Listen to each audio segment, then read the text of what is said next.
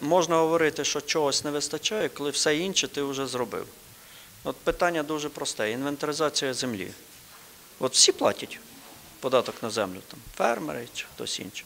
Вся територія у вас описана. Якщо даєте відповідь так, значить тобі може щось там іншого не вистачає. Тобто говорити про те, що ми вперлися і далі вже нікуди, це якось ще передчасно. Підтягнути ті резерви, які є, і подивитися, що у сусіда. Якщо ти реалізував краще, ніж у сусіда, і ти отримав успіх, і ти вже бачиш, що далі тобі розвиватися, і тобі мішають, тоді це дійсно вже проблема. Конкуренція почалася дуже серйозно за інвестора. Фактично зараз інвестор вже не розглядає випадки необ'єднаних територіальних громад. Просто не розглядає. Візьмемо район, де вже об'єднані. Раніше була райдержадміністрація, районна рада і міський голова чи селищний голова. Зараз один – голова ОТГ. А адміністрація переходить на чисто державницькі питання. Вже воно не веде самоврядні питання. Все, звичайно, що інвестор прийде на цю територію. Тому що кожна територія має свою родзиночку.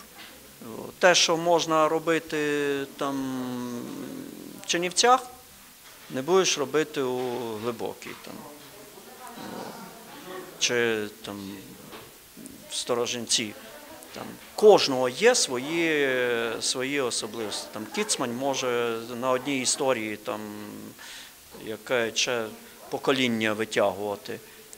Але скористуйся цим. Зараз необмежені можливості відкриваються.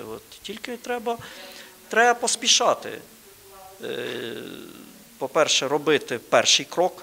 Створення громади – це перший крок, починаючи з якого взагалі починаються якісь перспективи.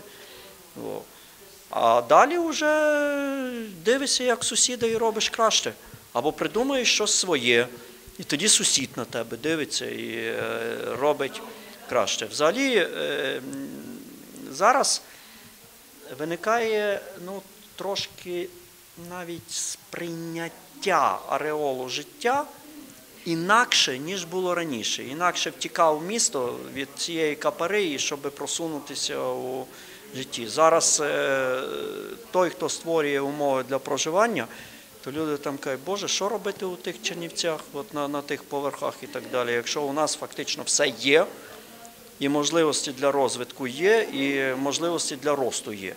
Нам потрібно створити середовище, щоб дитина, яка в селі учиться, щоб вона була конкурентно спроможною і щоб вона могла у цьому житті конкурувати достатньо серйозно.